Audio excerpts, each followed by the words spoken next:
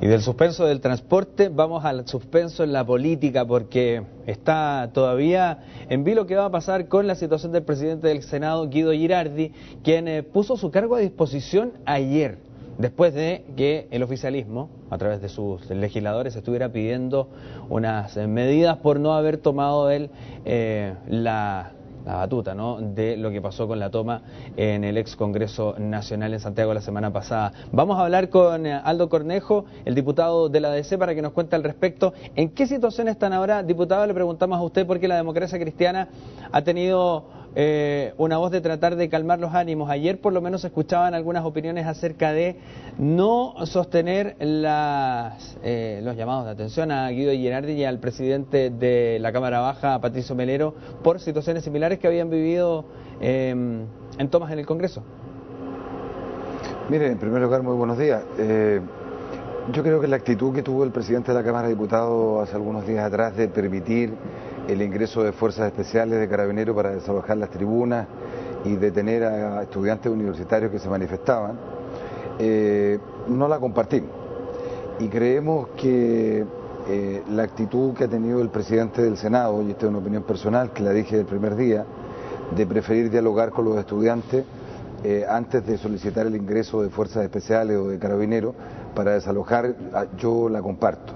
Lo que no comparto ni en la Cámara de Diputados ni en el Senado son los hechos de violencia que no tienen justificación alguna.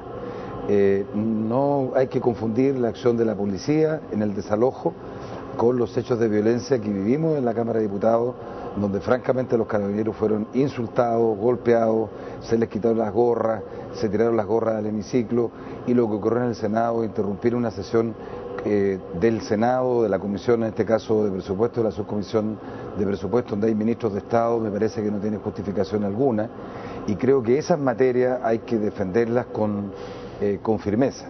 La actitud que ha tenido el presidente del Senado ha sido, yo por lo menos lo he escuchado en el día de ayer, de poner el cargo a disposición. Creo que esa censura no tiene sentido, no va a prosperar, no va a contar con los votos, como no va a prosperar la censura que se ha anunciado en la Cámara de Diputados contra el presidente Melero. Yo he creído, y aquí hablo a título estrictamente personal y no como jefe de la bancada de diputados de DC, a lo mejor habría que intentar de que ambas censuras no prosperaran, me refiero de que no se interpusieran. Entiendo que la del Senado ya se interpuso, pero hay tiempo suficiente. Creo que eso no va a contribuir a mejorar el clima político de intolerancia, de polarización que se está viviendo tanto en el Senado y en la Cámara, y debiéramos abocarnos con toda fuerza y con la mejor disposición tanto el gobierno como la oposición para abordar un tema fundamental durante este mes, que es la ley de presupuesto, particularmente lo que se refiere al tema educacional.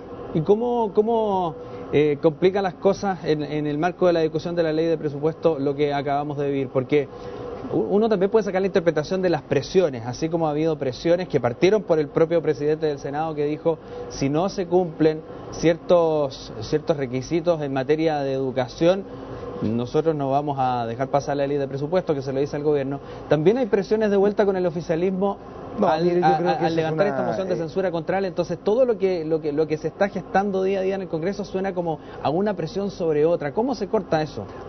A ver, una golondrina no hace verano. Que alguien haya dicho que no va a aprobar el presupuesto si no se arregla tal partida del presupuesto me parece francamente una exageración. Si hay cosas que el Congreso Nacional no podría realizar, creo yo, responsablemente, es rechazar la ley de presupuesto. Otra cosa distinta es que nosotros como oposición estimemos que este presupuesto del año 2012 no responde a las reales necesidades del país, particularmente los temas más sensibles en el último tiempo, como es en materia educacional. No están los recursos en el presupuesto necesarios y suficientes y en forma responsable para abordar el tema de la reforma educacional que ya lleva 5 meses el gobierno sin poder resolver. Nosotros no podemos abdicar de nuestra responsabilidad, particularmente en esta materia tan sensible para la familia chilena, de legislar. Ya se ha rechazado la partida de educación. Espero que eso abra un espacio de diálogo con el gobierno, que tampoco ha sabido dialogar en esta materia, y podamos encontrar una fórmula para financiar realmente la reforma educacional que Chile necesita para hacerla en serio y no una reforma mediática como la que el gobierno ha intentado convencer a los chilenos. Diputado, ¿y cómo hacerlo dando otra mirada sobre el mismo tema que usted plantea? Usted dice que no son las platas suficientes. ¿Qué pasa si se comprometen platas suficientes y después en la práctica algo no se concreta, algo no se cumple? ¿Por qué se lo pregunto? Porque siempre año a año la partida de educación en algún sentido genera discusión en la discusión presupuestaria. Pasó en los gobiernos anteriores que la deuda histórica de los profesores, por ejemplo, fue un punto de traba.